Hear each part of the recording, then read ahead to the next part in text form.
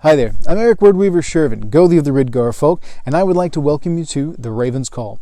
This is a show where I ramble on about different heathen-related subjects, just kind of whatever strikes my fancy, sets my mind on fire at the time.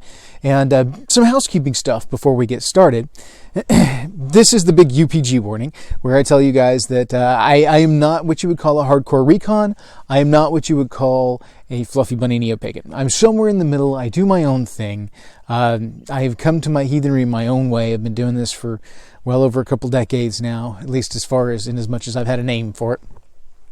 And so this is my life experiences and my insights in the world and just the kind of things that I see when I'm looking at the lore, studying heathenry, things like this. So take that for what it is. Understand that my views do not necessarily represent greater heathenry as a whole, nor do they necessarily represent the views of even my own tribe members, as each of them has their own particular views and how they view the world. I'm just a middle-of-the-road kind of guy who likes some basis in history and tradition informing organic growth towards the future. So make of that what you will. Housekeeping stuff. If you guys like what you see in these videos, if you enjoy what you see and the content that we put out, then please hit subscribe, ding the bell, hit like down below, interact with the videos, and I will get back with them as soon as I can. Again, things are crazy right now, but I'm trying to get back and forth some with these people. I've got a couple of you that have put out requests for videos.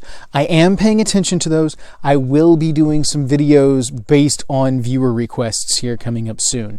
This is one that's just been kind of rattling around in my head, and I wanted to make an attempt at putting it on video. So if you're seeing this right now, then I felt like I got even a tenth of the way close to there, because this is an ongoing, growing thing that I'm going to come back to multiple times, and you guys are going to get to kind of see me explore as I go along with this, because it'll make sense in a second. So, but if you like what you see, please interact all that down below, and it'll help other people see these videos and encourage other people to find the channel, share it out to people who might be interested in it. It is what it is. So thank you guys for all of you that are my loyal fans that have been following for a while. You guys are awesome. I love the interactions that I get with you guys. It's fantastic. I love seeing these same names pop up in the comments and on the Facebook group and all this stuff, because it's just kind of cool. It's neat that there's a community that is built up around it, and I enjoy that. It's neat. It's awesome, and I keep doing it because you guys keep liking it. So thank you. I appreciate it more than you know. So without any further ado, without gilding the lily, let's go ahead and jump in to today's subject. Today's subject is going to be a little more on the philosophical, weird, esoteric, cosmological aspect of things, because I've had some really kind of crazy thoughts that pop up into my head from time to time, and I don't always get them out on the channel. A lot of times I let them kind of sit and percolate and go a while, but I've got my little notepad out here because I've been just furiously scribbling and making notes as I go along, because I have these thoughts and I make these connections. And it's, like I said, this is an ongoing thing where you guys see me explore some of these different areas within the heathen cosmology and philosophy that goes along with it. There's esoteric elements, there's religious elements, etc., etc., etc. Now, I keep coming back to my imagery with the well. You guys know, those that follow my channel, I am big on my well imagery. I'm big on the tree imagery, because I see heathenry as a tree. And I see just about everything that we need with relation to worship of the gods and interactions therewith, to heathen causality, to, so many different layers of everything reflected in the well system within heathenry. Yes, I refer to it as a well system, finally, because it's a system. I've come to a realization that there's more to this well process than even I have ventured into. Okay? So, let's explore real quick. Now, it is said, in order to take up the runes, to learn the hidden mysteries of the world around us, Odin spent 9 long nights on Yggdrasil, sacrificed himself to himself, and he stared down into the roots of Yggdrasil, to those roots that go so deep no one knows where they find their end, where they find their beginning. No one knows where they go, how deep they are. But we do know that the roots of Yggdrasil center on the three wells that appear. You have Urðabrunnar, which is Urd's well, the well of Weird. You have Mimisbrunnar, which is Mimir's well, the well of wisdom. And then there's mention of Vergelmir, which is tied to the well at the root, the base of Yggdrasil, where Nidog gnaws constantly at the roots of Yggdrasil. Nidog, who is the embodiment of entropy. Nidog, who tirelessly works to return things to chaotic origin. The enemy of the gods, who are gods of order. I need to come back and do a specific video on the whole gods of order thing. It is said that at the end of these 9 nights, Odin looked down into these roots, into this darkness, and he took up the runes, screaming. A moment of enlightenment, a moment of explosive wisdom, wherein this gift was given to him. In that moment where madness meets reality, in that instant where he stared into the darkness and the darkness spoke back. It's an incredible thing, an altered state of mind, reaching the edge of his capacity, giving of himself, sacrificing of himself to see the runes. Now the runes themselves, it depends on how you view them, but I view the runes, personally, as mysteries of the world. They hold magic power, they hold insightful power. They also transcribe sound into image. And if anybody doesn't think that's magical in and of its own right, what are you thinking? You take sound and represent it in a pictorial form, and it is translatable by another person. That is magic. Written word is magic in and of itself. Other meanings, other psychological and psychic imprints that we place on these associated powers that we have learned from them or have associated with them in later times and imbued them with these energies. Odin is not bound by the same sense of time that we are. Just because our ancestors may not have seen all of the full realm of magical elements to these runes that we know now doesn't mean that they weren't there. Odin knew them. It doesn't mean that our ancestors necessarily had caught up to everything just yet. There's a whole back and forth naysayer aspect of rune work and whether or not there's any actual energy or magic. Usually by now I would have lost more of my hardcore recons who were like, it's an alphabet. Come on, dude. It's more than an alphabet, just like the English alphabet is far more than just an alphabet. The spoken words of the English language are far more powerful than the sum of their parts. Simply stating, talk to any storyteller and you will know the magic of words. You will know the magic of vocalization, intonation, vibration. Drummers know this, don't we? Yes, the magic of vibration and what you can do to a space and to people, the resonance that you can achieve, it's there. All right? So, Odin takes up the runes. He looks down into the root system, down into the system of wells, and he sees the runes, which are like the programming language of the world. They hold the secrets of the world. They are the coding of the matrix in which we live, this world that the gods have created for us. Odin boiled it down to these key elements that are so much more than we could ever fully understand on our own. We have our limitations as human beings. We're not necessarily capable of seeing everything that the gods see. I'm going to come back to that. There are aspects to this whole system that hinge on the fact that the gods have greater access than we do. All right? Also on the whole gods of limited access thing. It all comes around to itself and is all part of one big thing in the end. All right? So, Odin takes up these runes and he looks into the wells.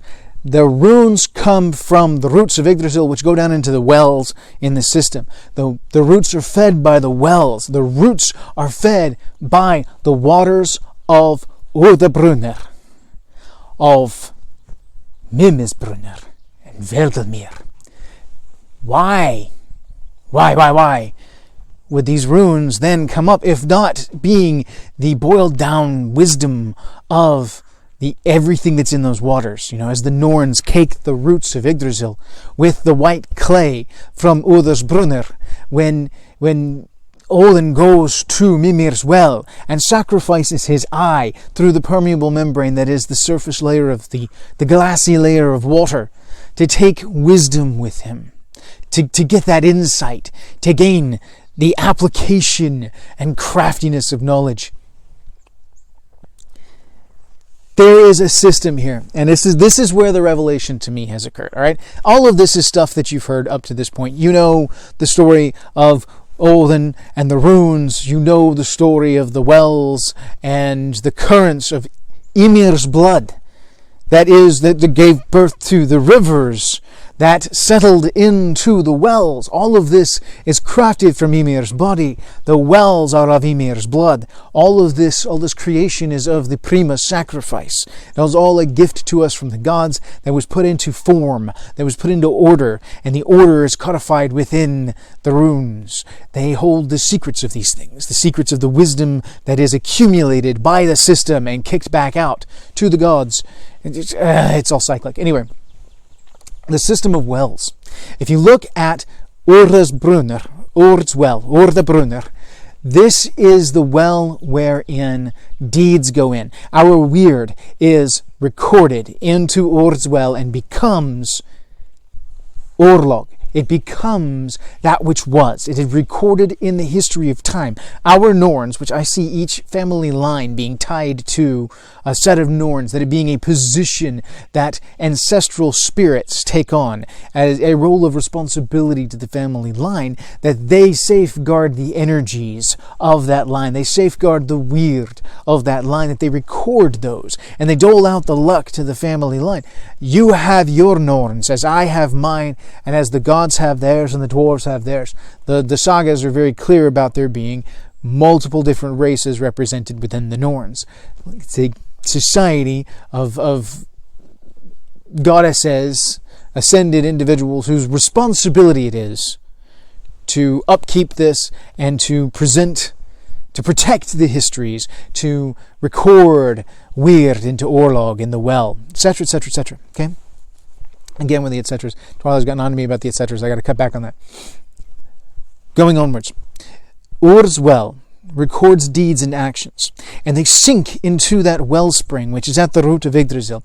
And that well goes deeper than any of us can know. It goes deep, deep, deep in. And if all of these wells were born of the same river of Ymir's blood when it first gushed out over the worlds, then it is not too much of a stretch to think that underneath everything, beyond our understanding, beyond our visibility, down in the depths of the dark, in the chthonic underworld elements of the deeper part of the roots, that part which even the gods cannot see and cannot know, that wells would be connected like a spring system would be.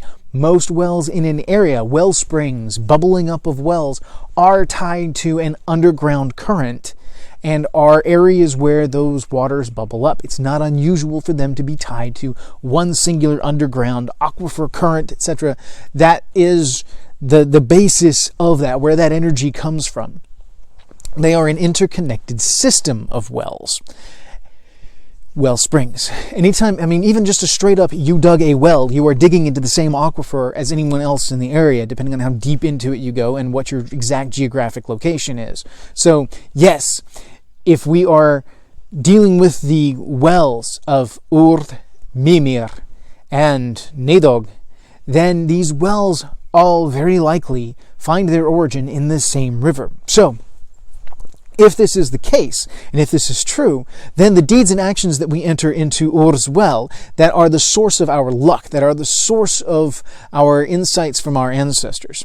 This is a bubbling, roiling thing. We put our actions down into the well, as the dew falls from the leaves of Yggdrasil down into the water, as our Norns pour the waters of our wells into Urðarbrunner, and it becomes one with Orlog, and it churns and becomes one with the rest of the story. The waters bubbling and roiling over themselves as that underground current shifts and stirs. It's live, it's roiling, it's probably more gentle than I'm giving off the sense of it being, but it is a live, living thing. It is a moving, active current, fed by the wellspring, fed by the underground stream, the current. So all of this goes down deep into the parts we cannot see.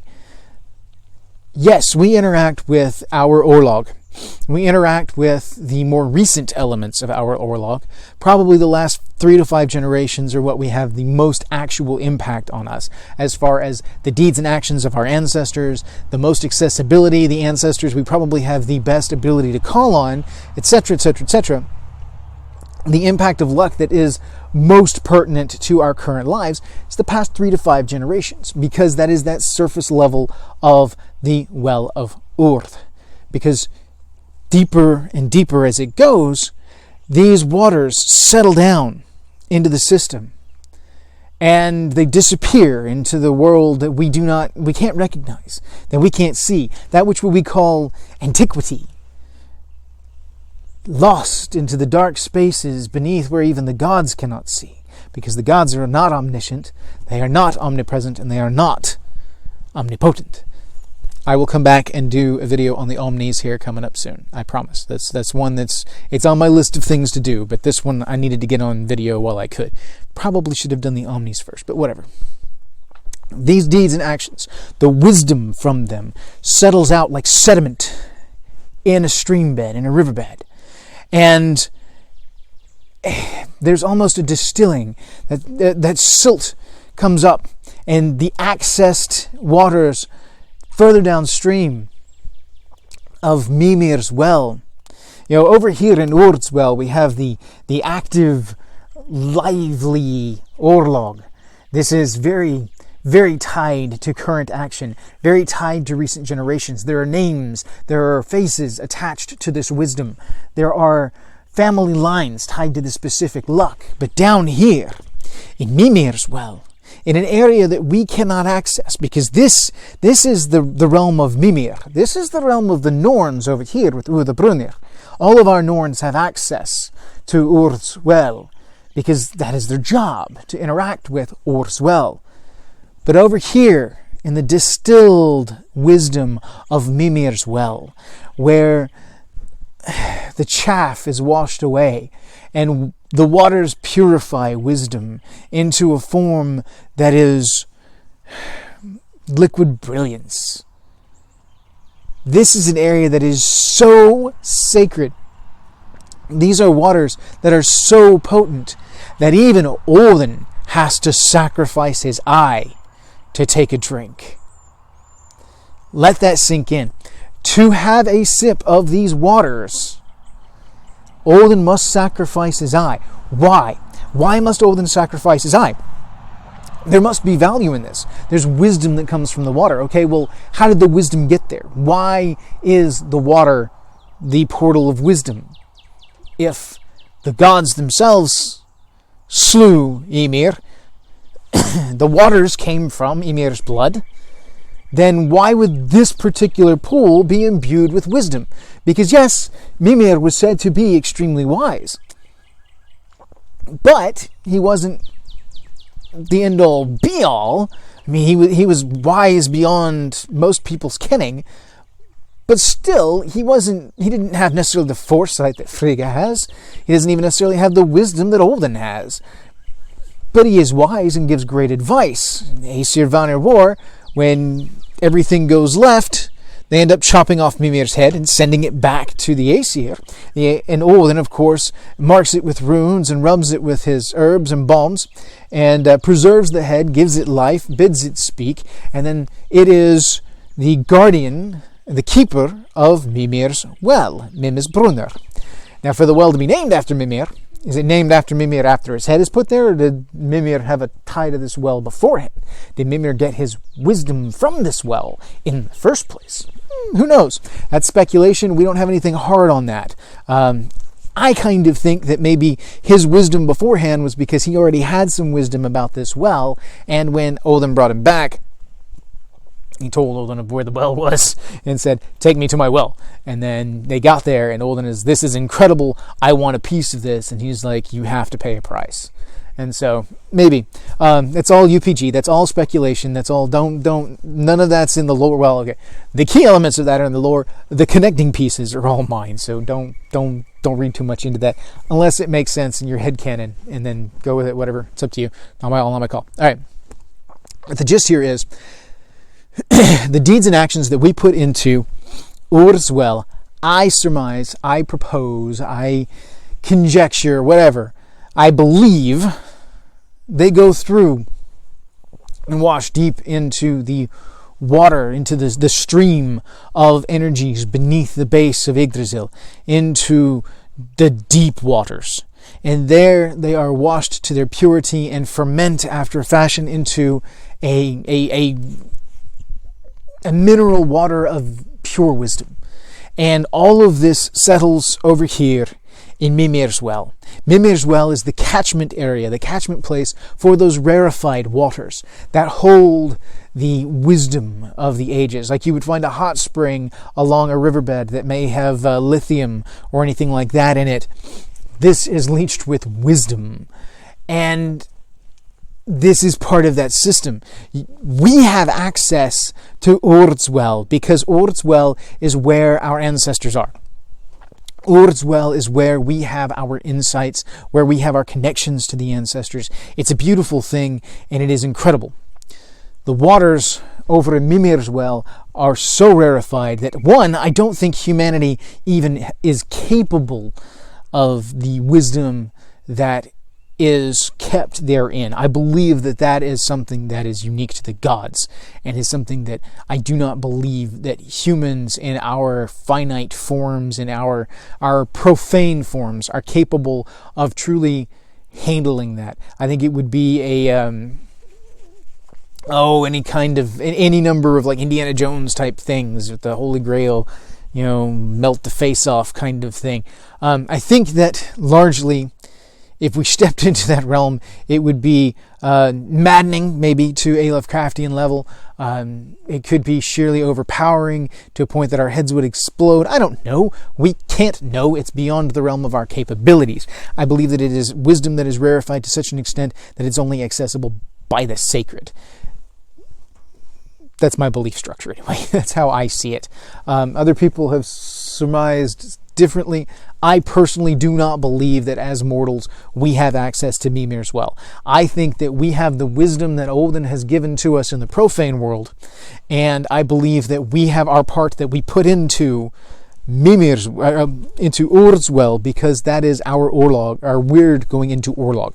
That is our active part of the process, the give and take, the reciprocal nature. So we have ties to Ur's well. That is the well which we deal with. When we pour our horns for Sumbul, when we do our exchange of words and deeds over the horn, that is the well into which it goes.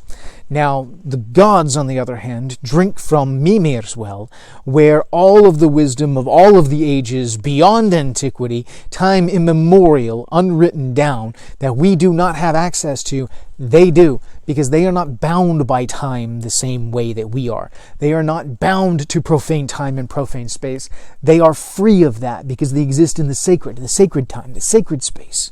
So, this is the first part of the well of Orlog, of Weird, and wisdom. I believe the two are connected. Similarly, I believe they are also connected to the well of Vergalmir, which is down there with Nidhogg. And this is something that I see as it's a factor that I haven't completely explored yet. And the reason for this is because I see Nidhogg as entropy within the system. He is a force of gnawing decay. The enemy of order is decay, because the gods will give order to the world around us. They give form to the world around us. They have given form to the world around us. Nidhogg is an entity that gnaws at the base of Yggdrasil and constantly tries to revert order to chaos, which I think largely is a role of many of the Jotun in the cosmology as a whole, but specifically entities such as Nidhogg, Fenrir, Jormungandr, all seek to destroy order and revert to chaos. But none so much as Nidhogg, who constantly gnaws at the very basis of reality. He gnaws at the axis mundi, that is Yggdrasil, the pillar of the worlds that holds all of reality together. He gnaws at that. He is the embodiment of entropy. And so for a well to be down there where he's at, that is interesting. And that bears much more exploration, because I do think that after a fashion, some of the sediment that we lose to time, that we lose to antiquity, that can never be regained. Some of the details that the gods wouldn't care about. So-and-so's great umpteen-jillionth great-grandfather, grandmother, who lived in Neolithic times, about whom nothing was ever written, about whom stories did not survive. This wisdom went into the well. It existed. But it was never recorded in the modern era. It never survived to get here. It got lost down in the well, and we don't have access to it anymore. The raw energies of it, the base wisdom that they may have obtained with regards to passing along things like how to survive and where the good hunting grounds were, etc., and so on and so on. These things survived. These things were grand. They were great. They survived. They were excellent. But their story got lost. And maybe these are the waters in which Nidhogg bathes. Maybe this is where the lost stories go. This is where the forgotten histories end up. The land of entropy, where they are degraded to the point that they're no longer recognizable and unobtainable. I don't know. It's that's still something that I'm thinking on, that I'm exploring. Right now, my main focus is to look at the relationship between Urt's well and Mimir's well, because I think there is a connection here with the gods and goddesses that may have applications within religious aspects of ritual, because you know how I am with my mythic parody when it comes to ritual. I also think it has some philosophical benefits with regards to exploring and expanding worldview in the modern era, as far as exploring how generationally the wisdom that we may gain here, that the power that we may gain here, is accessible to the gods in Mimir's well. The gods are not bound to profane time and profane space, so the gods may already benefit from the work that we are doing now, which doesn't negate the work we are doing now. If anything, it further validates the work we're doing now, because we need to do this work so that it ends up in Mimir's well and we have paid our part. If we don't, then there's nothing there for the gods to access. So we have to do our part. We need to think about it linearly, because that's how our brains work with relation to time and space. The gods, not so much, because they exist in sacred time and sacred space, which do not have the same bounds and rules of operation as profane time and profane space, which were created by the gods. So,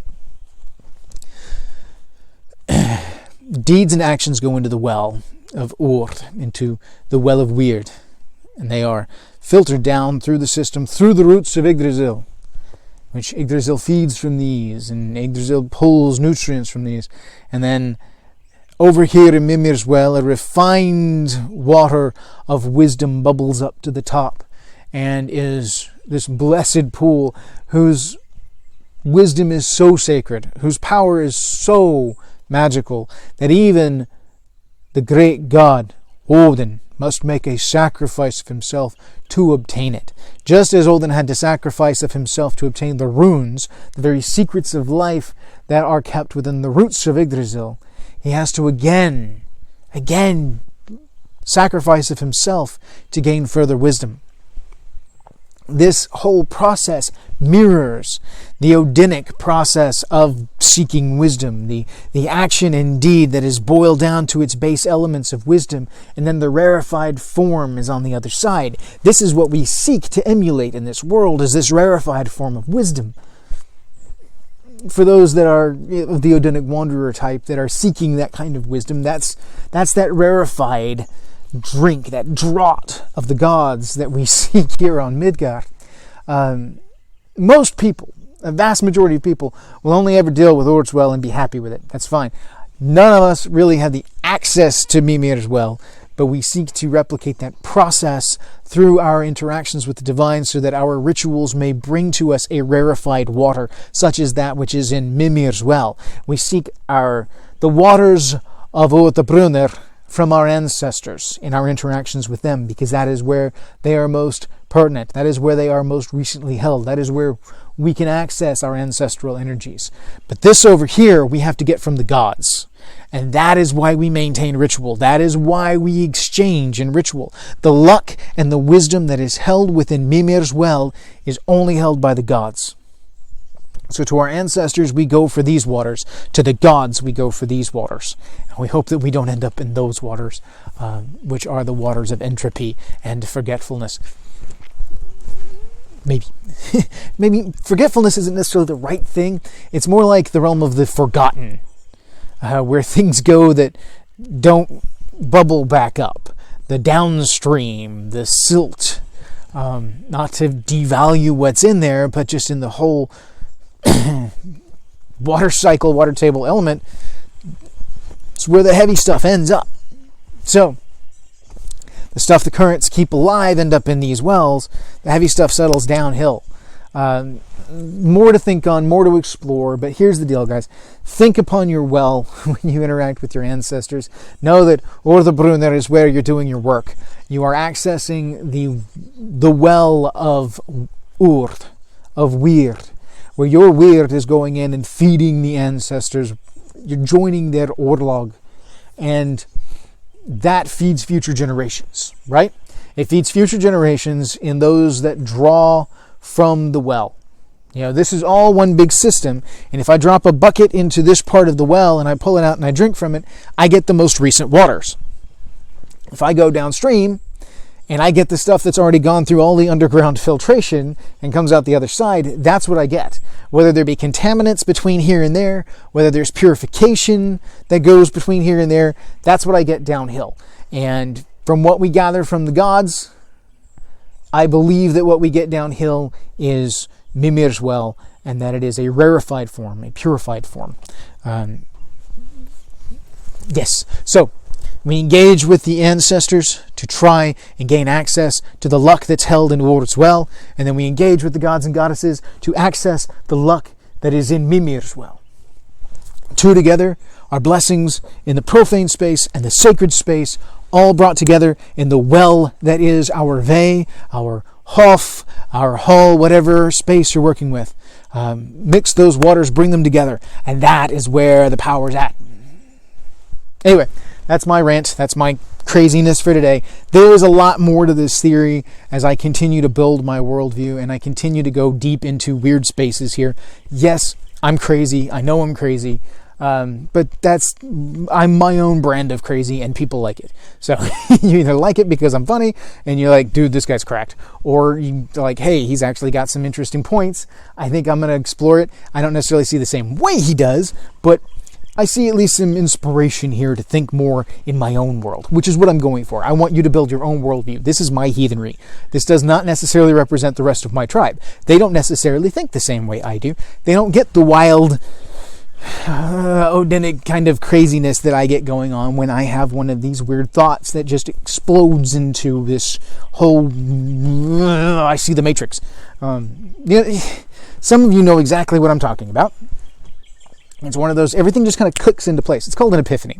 And when you have an epiphany, suddenly a piece locks into place that gives you a framework of comparison and translation for everything else around it. It gives context to things.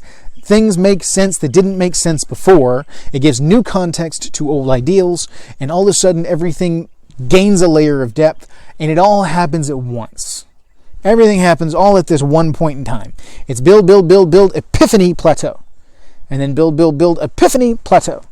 That's just kind of how that process works. And so I get all worked up over my epiphanies and just had one, so here we go. All right, thank you guys for joining me on this weird and wild ride. I am going to come back in the next couple of weeks, hopefully with some more insight into maybe the Omnis, and I'm looking to do most likely some viewer request stuff that's been sitting in my inbox for a while, because it's time. There's some stuff like one of my viewers asked me to cover some stuff with regards to heathenry and divorce.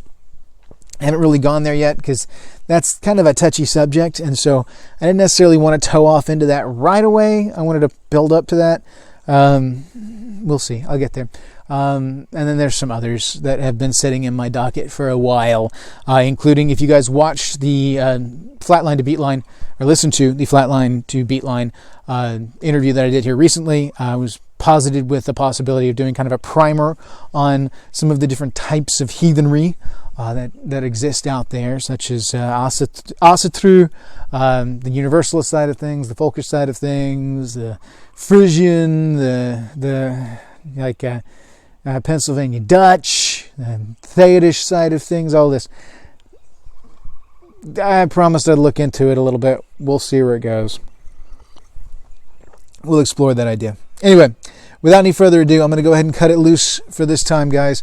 Thank you so much for going down this weird rabbit hole with me. Yes, I'm crazy. I know I'm crazy. I own that I'm crazy. It is what it is, and I continue to just be me. So as long as you enjoy watching me be me in my frantic, weird, and crazy ways, we'll keep doing this. So hail to you all. Thank you. May the gods bless you. May your ancestors smile on you. And may your hearth fires burn bright. Hail.